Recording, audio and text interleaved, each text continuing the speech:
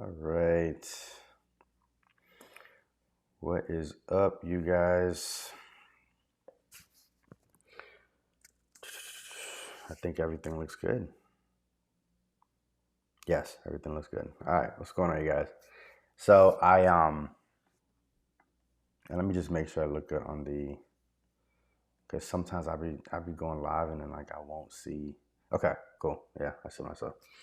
So topic of today is some of these coaches that are telling customers or clients and their audience that if someone is not ready to buy your offering, even as a coach, like if someone's not ready to buy, then they're not within your ideal. They shouldn't be within your ideal client profile. Like you shouldn't even, delete them from your email list. Don't worry about them, and essentially, like throw them away, right? And so I do follow a few coaches that have this thought process.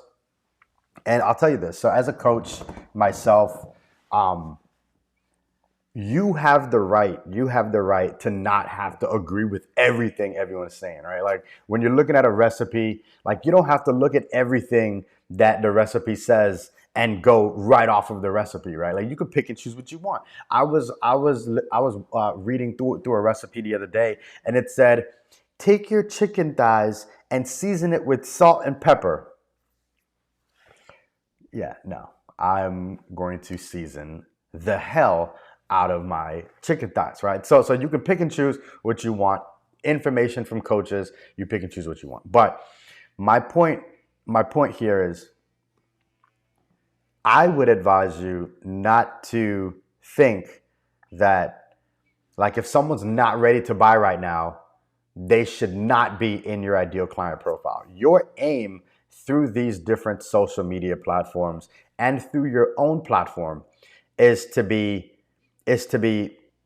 providing enough content and validation that you are building trust with people. Many people are not going to be ready to buy your offerings, not because they don't need it now, but because they're not ready now. You can't force people to be ready. The only thing that you can do is to create enough context for people to understand that there's an opportunity cost in waiting. So when you have enough of a framing where people understand that there's an opportunity cost in waiting, it's on them to make a decision. You can't force them to make a decision. If someone doesn't want to buy from you now, if someone doesn't want to buy from you now, that also doesn't mean that they don't fully trust you. It just means that they're not ready to buy from you now, right? Like, Mika, yes, I just ran into this for getting UX coaching. The coach canceled the meeting after a long survey because I said I would not be ready to invest next week. Yeah, like, coaches, we can't do this. Now, one thing that as a coach you should be doing, and this is a free consult that she canceled. Yeah, that's not cool. One thing that we should be doing as coaches, okay, is we should say, hey, you know what? Let me reverse engineer people's thought process and let me really understand what's going to move them closer to making a decision to buy or to actually invest. And what you can do is you can create things that may not require your time, but it still gets them to understand why making a decision is important. That's the reason why people write ebooks and people create video sequences and they create challenges. If someone hits me up and says, hey, Mike, I need coaching for something, and let's say they tell me, hey, I'm not ready, my response still is, hey, cool, totally understand. During our initial consult, we identified that there is an opportunity cost for not doing certain things. Hey, check out these resources over here that I have. I have some videos, I got some write-ups, I got some activity sheets. Check out this stuff. It's a far lower investment. Most of it's even free. Check that out, and I'll check in with you next month. I'll check in with you next quarter. I'll drop you. Do I have your permission to drop you a line next quarter to just see how things are going? I believe, and again, I'm not downing any coach for having this thought process, but when a coach or anyone trying to sell me something, when they try to sell me something and they immediately like dump me if I'm not ready to buy, in my head I'm thinking, were you that strapped to make money that you couldn't put me into a sales sequence or a sales pipeline where you can anticipate me converting over time? Like, do you need the money that much right now? Like my sales process is relatively long. Doesn't mean it's bad. It's just I have a more lax sales process. I'm not strapped for people needing to pay right now. Oh, you're not ready? Dope. Hey, look, let's check in next month, next quarter. Let's check in next year. Yo, I'll shoot you a message in 2024. That's cool. Straight. Dope. You know, that's fine. I just again, good coaches good coaches don't need to say, I don't believe good coaches need to frame things so transactionally. Like I don't believe you need to be that transactional with your business. If someone's not ready to buy, you delete them from your email list. You kick them out of your groups. I don't know. I read a post. I read a post a little while ago. And again, and here's what I want to say too. Some of these individuals are good coaches. Okay, some of them are great coaches. They understand that what they bring to the table is valuable. I totally get it. Totally get it. But um, some people want to run a transactional business and others want to run a transformational business. Sometimes transformation can happen over time. So it's not just about like, oh, someone hits me up, they have a consult, they're ready to buy, and boom, like that's a success. Sometimes, you speak to someone and something you said stuck with them, and they have to go through certain things in their life and in their business to build on what that opportunity cost is, to build on, like what's going to make your offerings that much more valuable. Like it's not just about Stephanie, hey Mike, I want to run a transformational business. Yes, like, that's I believe we all should want to run transformational businesses. Like I'll be honest, like it took me years to learn certain things. I took me years to learn certain things. Not because I didn't want to learn it earlier. It's because sometimes me feeling the pain made me realize how much more valuable the information was. Yeah, like people give you information all day, every day. Just think about this. If you've ever read a book multiple times, you'll realize, especially a book on self-development and stuff like that, you'll realize that every time you read that book, it's a different book. It's a different book because you went through different experiences. And oftentimes, when you read the book the third time, the fourth time, the information is that much more valuable. It may sound cliche, but it's different now. It's different now. Like an example, like I could say, yes, I could give out any type of cliche advice, like, oh my gosh, you should don't waste your time. Well, you know what? Years ago, when someone told me don't waste my time, it was, oh, don't waste your time, oh, whatever, shut up, right? But now with two sons, family, work, all this, now don't waste your time is a very different statement to me, right? It's very different, So again, like as a coach, when you're when you're communicating with your audience, I don't think everything should lead back to like, if I don't get a sale, then you're not worth it. You're not worth working with. Like I don't think it should be about that. The majority of the people that I've worked with either have been following me over time. We've had a number of conversations. We've invested in, even now, like I'm on live right now, right? And I am investing time into sharing this message. But you are also investing time in me. you are also investing time listening to me. You could be scrolling right now watching anyone else, but you are investing time listening to me. So I don't take that for granted. Do I look at that and say, "Oh, because I'm giving information, you owe me"? No, it's us investing in each other, right? I mean, I would say most of my clients have invested time in consuming something that I took my experiences and I shared it, and they invested time consuming it, and they say, hey, you know what? This dude knows, he knows a thing or two. Even if he can bring me that much closer to what I'm aspiring to do, then it's worth it. And most of the stuff that I even put out there is no risk, low risk opportunities. If I drop the ball on things, I mean, I have plenty of people that you could hit up. I've given refunds. I'm like, yo, you know what? Look, I wasn't really having a good day, or hey, I rescheduled, a couple times. Hey, look, you know what? Here's your investment back, and here's what I'm gonna do for you. I'm good for that. I'm good for that.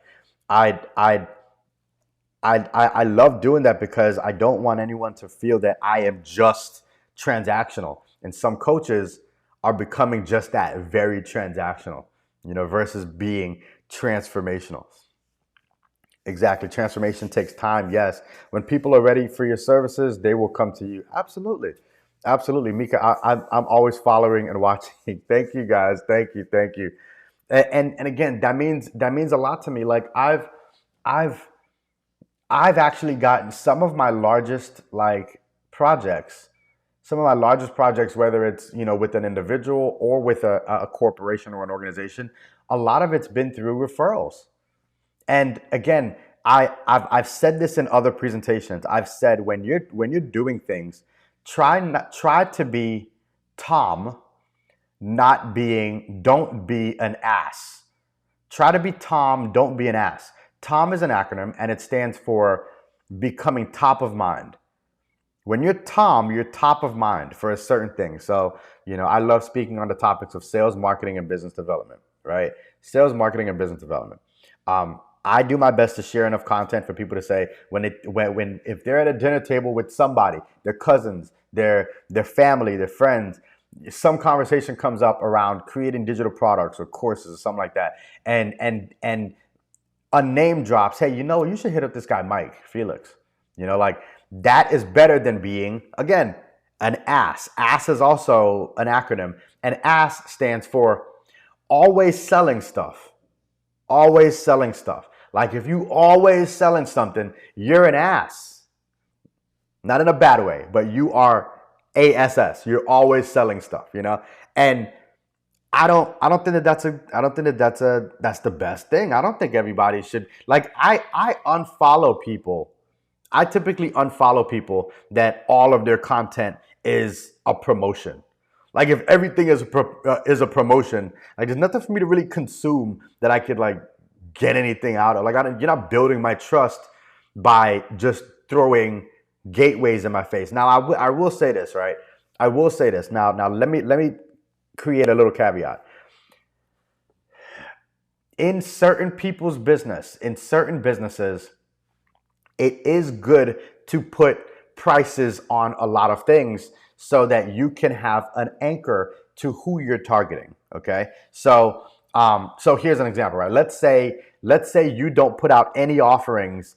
If you don't put out any offerings, then there's no anchor to what you propose when you are ready to convert something, right? So like an example would be, let's say I have a mini course on prospecting, which I do.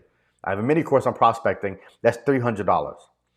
If you need more, if you need my intimate time to understand prospecting, you should already know that coaching is going to be far greater. Like the investment for coaching is going to be more than the $300 course, right? But if there's no anchor, then you have no idea what coaching may be, right? So when you have things out there, you can have different anchors. Like when you walk into, a luxury, let's say you walk into, like some of these luxury brand stores. If you see that there's a little purse, right? Like if you see that there's a little purse, this isn't a purse, right? But let's say there's a little purse that's $5,000, right? This little tiny purse is $5,000. You should absolutely expect the big purse to be $50,000, right? But if you walk in and you see no prices, now it's like, well, I have no idea how much that purse could be, right? So I do think it's okay to have offerings. I just don't believe that it's okay for everything to be based on a premise that everyone is ready to buy right now. So I mean, Brian, that's literally how I found out about you. Tom, thank you, man, thank you. By the way, I didn't forget about you. I didn't forget about you. I Stephanie, I didn't forget about you. Mika, I didn't forget about you. Brian, I didn't forget about you. I'm still putting together this little group to be able to go out and chat about business in the local area. For those that don't know, I'm in Central Florida, and I've been a part of a number of different of launching a number of groups around business, entrepreneurship, and tech as well. And I love growing. I love growing communities, and I've seen the benefit. Even myself, like I've found so much value in being in proximity due to others creating environments where you can authentically connect with people. So I love doing the same thing.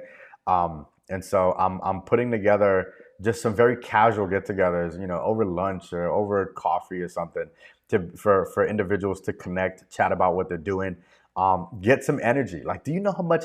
I mean, a ton of people leaned into entrepreneurship during COVID, but were not allowed to go around people, right? Did we then got into this mode of, I would say, artificial connection. We got into this mode of artificial connection where people think that they're connected just because they're pseudo connected on social media. The reality is, the real connection happens over a meal. The real connection happens, like, when that's why conferences are so popular. They're so transformative because you go to a conference and that energy is different. It's different. You could go to as many virtual conferences as you want. When you are in a building and you are around people and you spark up that conversation at the water cooler or somewhere else, that is different energy. So I'm putting together some of that for and that's why I gotta let you know about that, Brian. Mika, you as well. I'm gonna let you know. Stephanie, are you in Central? Yes, I think Stephanie, you're in Central Florida too. I think. Um, I can't remember. But either way, I'll keep you guys updated on on some of that stuff. Also, the importance and communication of etiquette at a meal. Yeah, absolutely. I mean, yeah, absolutely. Etiquette. I think just overall etiquette is key. Like, I've made my yeah, you're in Central Florida. I don't Stephanie, I always confuse you. There's another Stephanie that she used to live in Central Florida, but after she got married, she moved to Atlanta, and her last name is very similar to yours. So sometimes I confuse where you guys are at. But what was I? Well, I was about to say something. Oh yeah, like, I just there's most of the people that I connect with, especially locally and stuff like that. Um, I've learned how to just be me in certain environments, and I like that.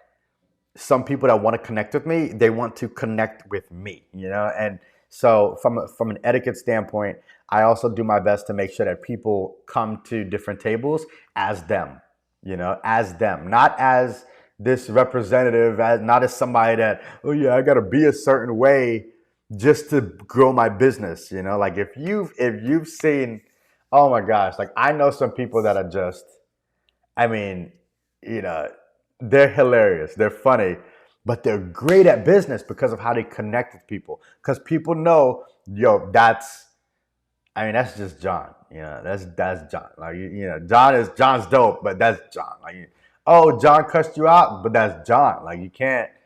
you're not, so, and with me, like the way how most of my close friends, um, they know I eat chicken wings a certain way. Like if I go out and I eat chicken wings with my fingers, like I could be at a table with an executive. When I first graduated college, I remember I remember, everybody, telling me like, oh yeah, you got to eat a certain way.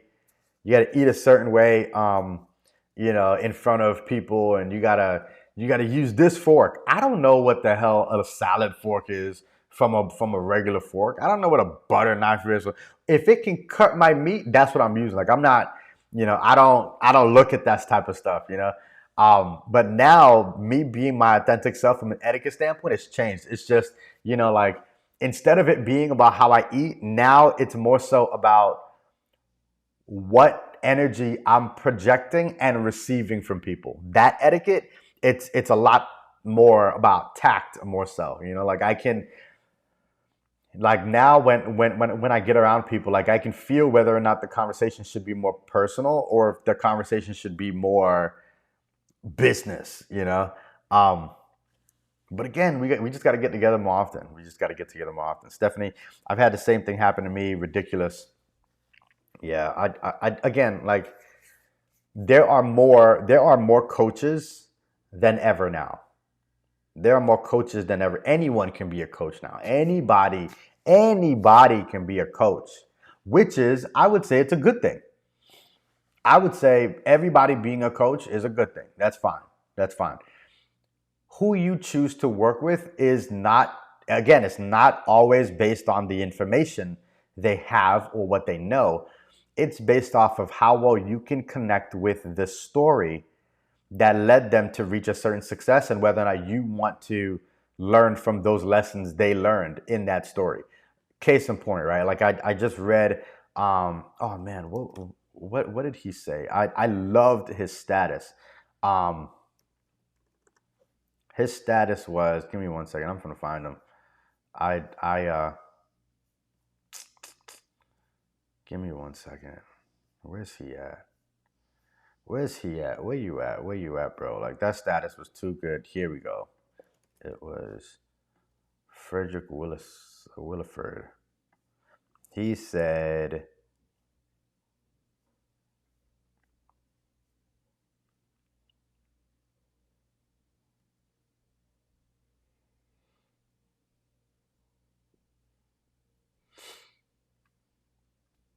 "Oh yeah, this was it. This was it." So his advice here, his post here, he said, "No matter what your gurus say, most business advice is just a person's experience in achieving a particular goal, not facts or the one single way of achieving it. Keep this in mind when picking your mentor or coach, right?" And then he goes on to say, "What method and I like this. I like how some of these people are creating content now in threads. Um, but he said, what method or process fits the lifestyle you want to live? For example, don't pick a person with sales calls process if you don't win. And instead of process, I think he means experience. If you don't want to be on the phone all day or not in a position to hire a closer and want a model that gives you more time freedom, don't choose someone that like that's what they lean towards. Don't pick a coach with a paid traffic acquisition model if your main focus is creating content and organic attraction and or have no budget or the desire to attain a budget for advertising. If their main way of attracting clients is dancing on TikTok on IG or on dancing on TikTok and IG or creating reels and or using their lifestyle like cars, money, and trips, you'd rather write threads and long form content, then I wouldn't pay them to be my coach. If they use Snapchat or TikTok and you're a dinosaur like me that prefers Facebook and or LinkedIn and not open to changing platforms, don't pick that coach. Many people choose their coach based on purely off their results, but never stop to think if the way they achieved those results will fit who they are and their core values. Like again, like that. I think this is great advice. Don't choose a coach Don't choose a coach that has a journey that they learned from that journey, and that's the journey that they think you should take, and you don't want to take that journey. You know, if someone attains, like an example, like I know some people that um they're very much into using their hands, and this is a very, I'm going to say this one thing that I would say poisoned by was this thought that, like, I should never start off working hard. There's always an easier way to become wealthy. I'm going to tell you this, like, I was, and not to say that I'm against this model, but I used to, I got brought into sales through network marketing. And, it was always oh my God, you should never, don't work hard, work smarter, not harder. You should never want to work for somebody. You should never have a job. If you have a job, you're just over broke. And that's what I fed into that, because it was like, you're right. I should never have a job. I shouldn't do this. I shouldn't do that. And I bought into that. And you want to know what's funny? I think that was the biggest bullshit I've ever really fed into, because there are plenty of broke ass people out here with no jobs. Now, if you do not, now I went years without, like, it was, I only ate what I killed. That was it. I only ate what I killed. So it was a matter of, like, and I'm gonna say this with utmost respect, and I'm gonna say this, I'm gonna try to say this with as much tact as possible. If you are like solo, right? Like, if you're straight 1099, if you are not in the position, or you have no desire to go out and hunt, hunt. Like, I'm talking, you starting 40, 50 conversations a day, knowing you're going to close a small percentage of them. You keeping track of people, like putting all of them into a CRM, and you keeping track of these conversations. If you are not in a position to do that, you are not in a position to be solo right now. You are going to struggle. This is not the environment for that. That's why when you have a job, like, let's say you have a job in sales, somebody's doing that. Someone is doing that, or the business is dying. You're getting paid because someone is hunting. When you have a household, someone is hunting. Someone. So I bring that up because that's not easy. There are plenty of people, like, again, like, going back to this status around how you want to build wealth. I know some people that say, hey, you know what? I'm willing to go cut grass every single day. I know what my bills are. Like, let's say your bills add up to, $4,000 a month, $5,000 a month, right? Your bills add up to $5,000 a month. Let's say you're willing to go out and cut a ton of grass or wash a ton of cars, and you're willing to do that day in, day out. Let's say you put in the hard work and you generate a certain amount of income. You do your best to minimize what the cost of your lifestyle is. You take the rest of that and you acquire things that are worth money, or that are worth value. I know plenty of landscapers. Who have far higher net worths than people in tech, engineering, medical, law. I mean, think about this. Many people go to school for 4 to 5 years to get educated, to then go out and get a job that has a higher propensity of earnings, but you are already 5 or 6 years behind. I have friends who did not leave for school. They did not leave to go to college.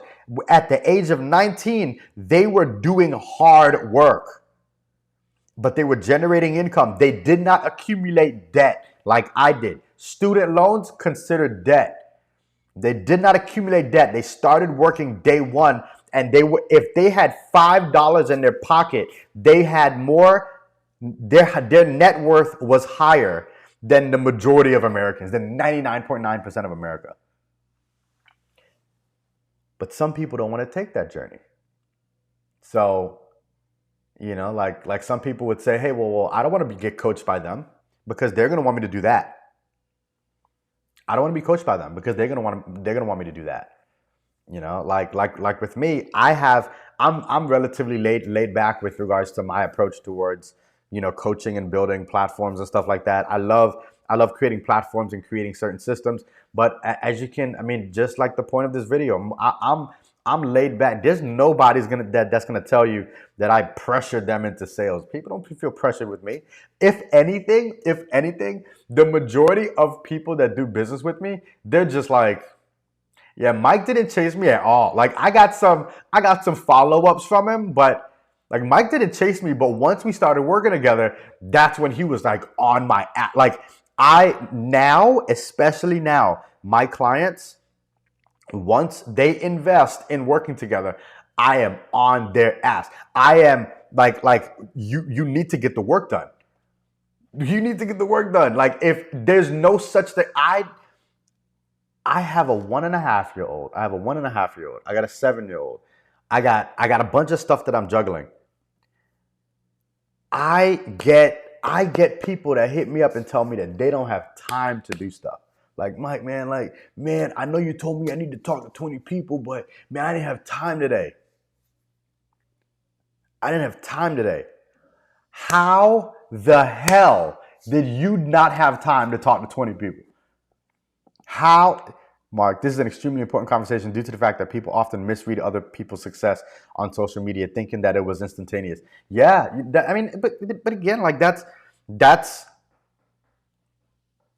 everyone know people, and this happens on both sides, right? People don't always document the journey. They document and they showcase what they want to showcase. And you know what? I'm guilty of it too. My hope though is some of the mistakes that I made aren't mistakes that most people make. You know, but when it comes to generating income, I have systems for that. Do not ask me about do not ask me about paying bills on time. I'm the type of person that like I don't know why I do it. I don't know why I do it. I have bad habits with certain things. I'm the type to get a $40 late fee on a $10 bill. You know what? I pay it. I got a parking ticket the other day and it was not accurate. I was just like, whatever, pay it. I got pulled over a couple months ago. He did not give me a ticket. He didn't give me a ticket. But you know what's funny? I was ready to get the ticket. I was like, oh, damn. I was going 55 and a 35. All right, whatever. 150, whatever. That like in my head, that was a meal. Right? Like, damn, like, he caught me. I had no intention of arguing. No, it was just, damn, that was a meal. All right, well, But let me bring it back because I'm digressing here. I'm digressing. With Make sure when you're working with a coach, it's not just about their results. It's not just about their results. It's about it's you should be buying into the methodology that aligns with the type of journey that you wish to take.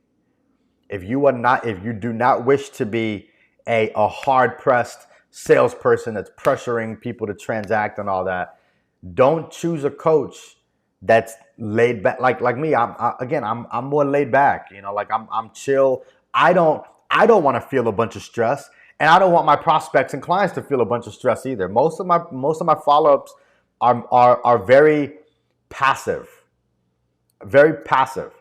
But at the same time, I do want people to understand that there's an opportunity cost, but that's your opportunity cost. Like again, like that's when I speak to my clients, and even when I send follow-ups. So I remember I took a stint. I worked for an insurance company.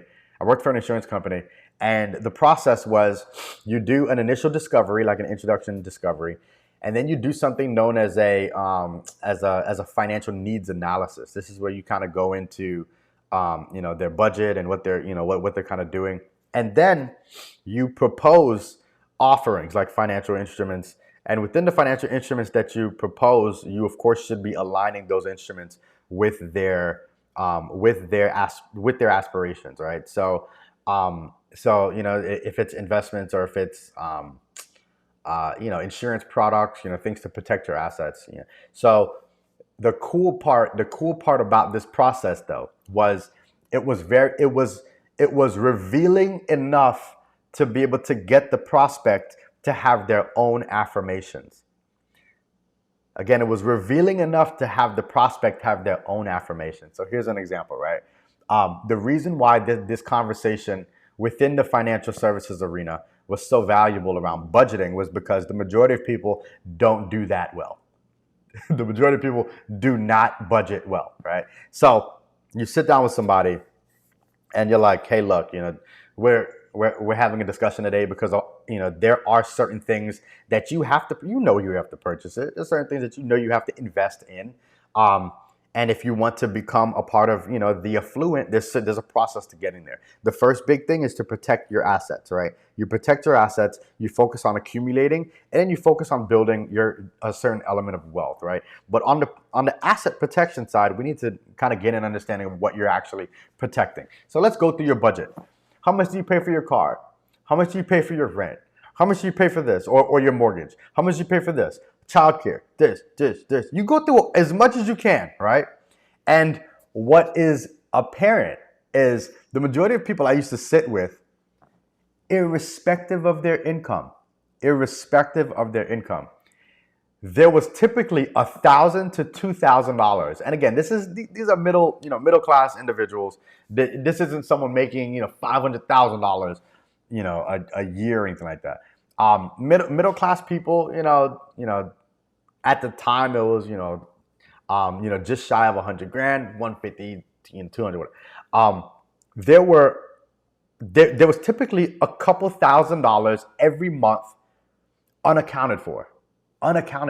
So it was, hey, look, we budgeted $1,500 for you eating out. We budgeted all your groceries. We budgeted you having fun. We budgeted you buying clothes. We budgeted, we went through everything. We added everything up. This is what you said your income is. Your paychecks and everything add up to this.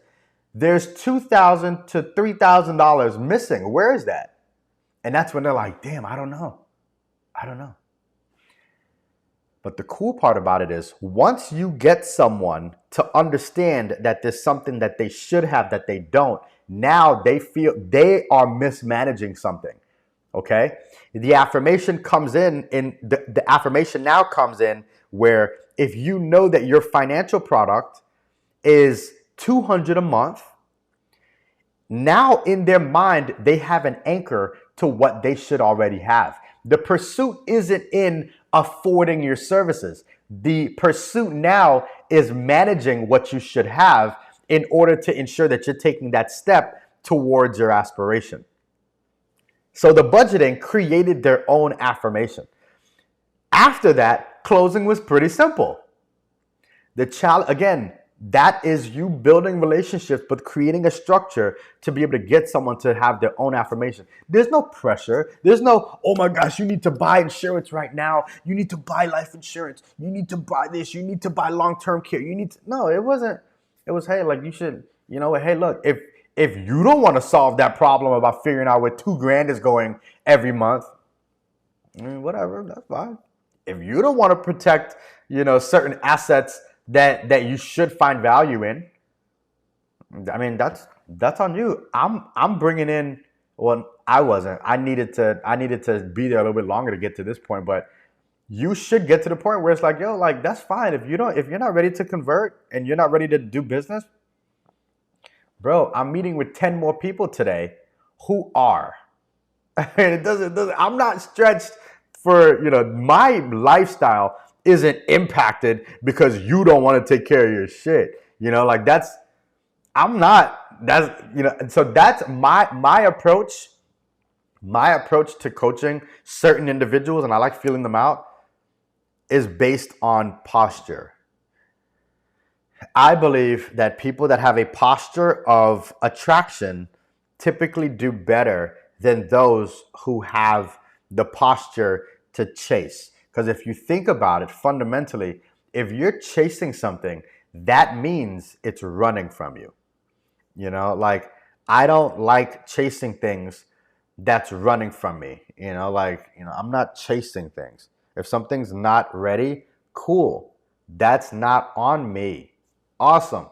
I still have a ton of stuff for you to be able to learn and grow and build. And you know what? Hey, I will follow up with you because I have a duty to follow up with you. If it's through an automated email program, that's fine. You're still gonna see my name pop up to check in some way. That's fine. But I don't. There's something about having a transactional business as a coach that rubs me the wrong way. It makes me feel like anybody that hits me up on some pressure stuff, like it makes me feel like you really need this money. You really need me to move my capital to you because you need it. If anything, you probably need it more than me.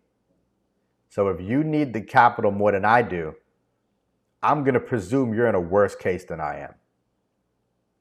Now I don't want you to coach me. I want a coach. I want a coach that's going to be like, all right, dope, man. Yo, you're not ready? All right, cool. Like, yo, you let me know when you're ready. I'm still going to follow up with you if you want to hop on another call, blah, blah, blah. But yeah, man, I'm gonna go help John over here, blow his business out the water. So you go have fun doing whatever you're doing, continuing to do whatever led you to even have this call in the first place.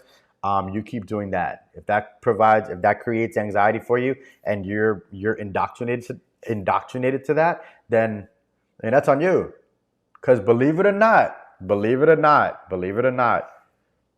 there are some people that are indoctrinated. They're acclimated to anxiety.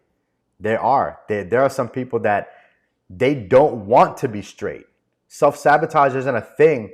It is just there are some individuals that want to be in a position of anxiety. And that may sound bad, it may sound weird, but it's true. There are some people, I've watched some people keep themselves, I would say, oppressed, because you know that's what they were indoctrinated into. Anything past that isn't normal. Like, if there's everything is too good to be true, because their truth is in that struggle. It's too good to be true. Yeah, that's true to you. Do you know how many people out there, you tell them, hey, you could be making $15,000 or $20,000 a month in income, and they're like, too good to be true. Their minds literally bring them to a point of seeing that as being something that you cannot achieve. There was a story.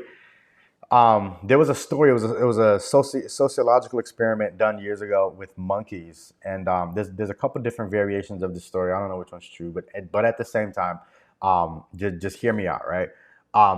They put 5 monkeys in a cage, and at the top of the cage they cut a hole, and they had some bananas. They had some bananas hanging inside of the cage, right? So of course, you got 5 monkeys inside of a cage. First thing that these monkeys start to do is attempt to go up that ladder. There was a ladder inside of the cage. They attempt to go up the ladder to get the bananas, right? There was somebody up there with a hose at the hole, and as soon as a monkey went to go grab for the bananas, they sprayed the monkey, right? So one by one, these monkeys were going up, spraying, and all of the monkeys kept getting sprayed. So after a while, these monkeys were like, man, I'm not even gonna go up there to get that, because it's dangerous to go up there to get those bananas. So they stopped attempting to go up to get the bananas. They dealt with whatever bananas they were given at the bottom of the cage. So what the sociologist did, or I don't know if it's sociologist or whatever, but they pulled one monkey out and replaced it with a new monkey, right? So again, you had 5 monkeys in this cage. All of them said, yo, like, I'm not even going to worry about that, right? You replace one of the monkeys with a new monkey. What do you think the new monkey attempted to do? The new monkey looked up and was like, yo, and tried to go up that ladder. And the funny thing about what happened next is, which is what I believe happens inside of our society. All of the other four monkeys grabbed that monkey and pulled him down so violently that like it was sort of like they were beating up the monkey. Do not go up that ladder to get those bananas, right? So after a while, that monkey, that new monkey, stopped attempting to go up the ladder. So then they did something else that was pretty unique. They pulled another monkey out and replaced that with a new monkey. That new monkey said, oh, look, bananas. They did that one by one, one by one. They did that one by one. Every time they put a new monkey in, even the monkey that was never sprayed was beating up the monkeys that were the new monkeys that were attempting to go up.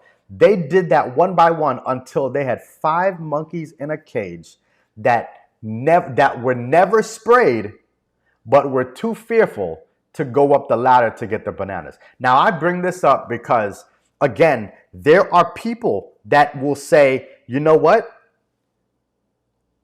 Making a certain amount of income just is not possible. And I have never been around anybody that has made that. I am not in proximity of that type of income. So I am going to put myself into a box. I cannot achieve that. And you know what? In my head, I believe that the only way to solve that is around proximity. It's not to be forced to think a certain way. You can't be forced to say, hey, you can go up and get that banana, or hey, you can make that much money. You can't do this. You can do it. No, you can't yet. No, you can't yet. You have to put yourself into proximity of things that will consciously and subconsciously sort of indoctrinate you to thinking that it is possible. Do you know how many times, like, I remember going years ago, I remember, being around people that were like, man, oh, you want to go to Crest, or you want to go to Capitol Grill, you want to go there for lunch? Nah, man, it's too expensive. Well, that's this, that's that. And when you're around people like that, what's going to happen is you're going to think, okay, that's grandiose, that's grandiose, that's grandiose, that's grandiose. It was only until I started hanging out with people that's like, oh yeah, let's go hang out, let's go do lunch at Ruth Chris, and it's like, oh, well, in my head again, I was one of those monkeys. I'm like, you want to go to Ruth Chris for lunch? And they're like, why is that a problem? And it's like, oh, okay, cool, all right, let's go. And you go, and it's like, now, like, you start to hang around individuals that's not seeing things as being grandiose, and your mind naturally starts to look at things the same way. You're like, why did I think that was so expensive? Why did I think that, this amount of money was a lot? Why did I think, like an example, like, I don't even use the term like 6 figures anymore. I don't use the term 6 figures anymore because I'm around individuals that's, 100, 150, 175. And then I'm also around individuals that's at 700 a year, 700,000 a year. Both of them are 6 figures, very different 6 figures, right? Like, very different 6 figures. So I don't even use the term 6 figures anymore because it's not relevant to who I'm in proximity of. If you want to, and that's why they say, like, put yourself around, individuals who are thinking that way, because what's going to happen is your mind is going to naturally start to gravitate towards that level of thinking, especially if you believe that it's where you should be. You cannot be where you want to be by yourself. You can't. Prove me wrong. Prove me wrong. I have yet to have anybody tell me that they can achieve a certain level of success in a silo. Doesn't happen. You got to be in proximity. You want to become an investor? Dope. You better take your ass around other people that are also investing. You want to become affluent? You better take your ass around other people who are affluent. You want to become somebody who's a community leader and moving things? You better be around other people who care about the community. Otherwise, you can't do it in a silo. You need a team. I've never done anything great by myself. Never. Most of the stuff I struggle with are things that I struggle with by myself. Whenever I put teams around things, great things happen. And you want to know, when it comes to how you frame a team, it's not just about hiring people to do stuff. It's about having people around you that you can bounce ideas off. I have people right now, when I have a good idea, I could bounce ideas off of. You got to have a partner that's also encouraging you and fueling. You got to bounce ideas off of them. You got to have someone that's an executor and just be like, yo, like, what did you do to do A, B, and C? Oh, I just did this. It just did this. You know, when it comes to you having a team, it doesn't mean you got to have people employed. It just means that you need to have people around you that's serving what you're growing. Okay, so I got to run in a minute, but I want to close with this. My point in writing this post or doing this live is that anyone that's looking to grow a transactional business is, I believe, things are more difficult for them than those who are just naturally looking to transform people's lives and their perspective on things. I don't believe that coaching is transactional. Many of those individuals typically burn out. And I've seen it. You know, it doesn't matter how much you make. I've seen coaches make, you know, $500,000, going on $1 million a year and burn out.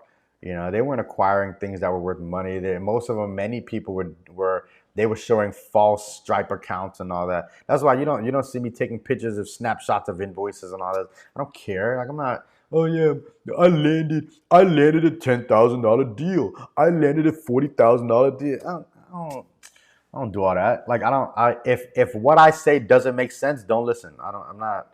You know, if you don't like what we work through, cool. Let me know. Dope. Click here. You good? We good? All right, dope. Did you learn something? Yes. Awesome. That's my posture around certain things. Because I know that now, you know, there are more coaches than ever. They think that they can hop into ChatGPT, have ChatGPT write out a full curriculum for them, and then boom, they have an instant business. It's AI everything. AI everything. No, it's about people everything. AI is artificial. Just like people who are transactional, that transaction, a lot of times, it's not authentic. It's transactional. It's artificial. If you want to become someone who is an authentic, transformative coach, a transformative business person, it takes you doing things organically, and it takes you being able to authentically connect with people. Those are the people that people are going to do business with now. They're going to separate with their money to connect with people who they feel connected to. Prove me wrong. Prove me wrong. Prove me wrong. Unless you're selling t-shirts. If you're selling t-shirts, it don't matter. But if you're selling information and transformation, you need to connect with people. All right. You guys, I got to run. But I owe some of you on this live. I owe some of you guys a response. Didn't forget about you. I got you in my system to follow up with you. I'll hit you guys up later. Happy Thursday. If you have any questions, hit me up, and I'll speak to you guys soon. All right. Peace.